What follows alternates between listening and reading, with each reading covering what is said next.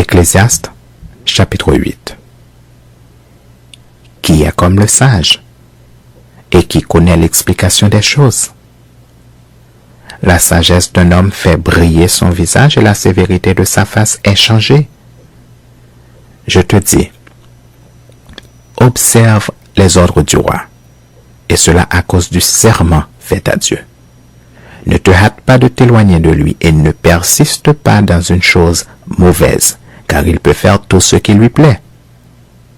Parce que la parole du roi est puissante, et qui lui dira, que fais-tu?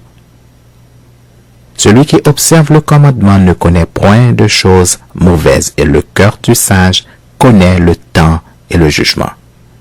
Car il y a pour toute chose un temps et un jugement, quand le malheur accable l'homme. Mais il ne sait point ce qui arrivera, et qui lui dira comment cela arrivera. L'homme n'est pas maître de son souffle pour pouvoir le retenir, et il n'a aucune puissance sur le jour de la mort. Il n'y a point de délivrance dans ce combat, et la méchanceté ne saurait sauver les méchants. J'ai vu tout cela, et j'ai appliqué mon cœur à tout ce qui se fait sous le soleil. Il y a un temps où l'homme domine sur l'homme pour le rendre malheureux. Alors j'ai vu des méchants recevoir la sépulture et entrer dans leur repos, et ceux qui avaient agi avec droiture s'en aller loin du lieu saint et être oubliés dans la ville. C'est encore là une vanité. Parce qu'une sentence contre les mauvaises actions ne s'exécute pas promptement, le cœur des fils de l'homme se remplit en eux du désir de faire le mal.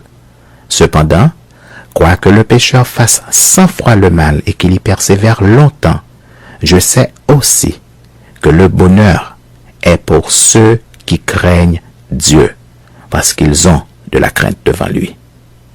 Mais le bonheur n'est pas pour le méchant, et il ne prolongera point ses jours, pas plus que l'ombre, parce qu'il n'a pas de la crainte devant Dieu. Il est une vanité qui a lieu sur la terre. C'est qu'il y a des justes auxquels il arrive selon l'œuvre des méchants, et des méchants auxquels il arrive selon l'œuvre des justes. Je dis que c'est encore là une vanité. J'ai donc loué la joie parce qu'il n'y a de bonheur pour l'homme sous le soleil qu'à manger et à boire et à se réjouir. C'est là ce qui doit l'accompagner au milieu de son travail pendant les jours de vie que Dieu lui donne sous le soleil. Lorsque j'ai appliqué mon cœur à connaître la sagesse et à considérer les choses qui se passent sur la terre, car les yeux de l'homme ne goûtent le sommeil ni jour ni nuit, j'ai vu toute l'œuvre de Dieu. J'ai vu que l'homme ne peut pas trouver ce qui se fait sous le soleil. Il a beau se fatiguer à chercher, il ne trouve pas. Et même si le sage veut connaître, il ne peut pas trouver.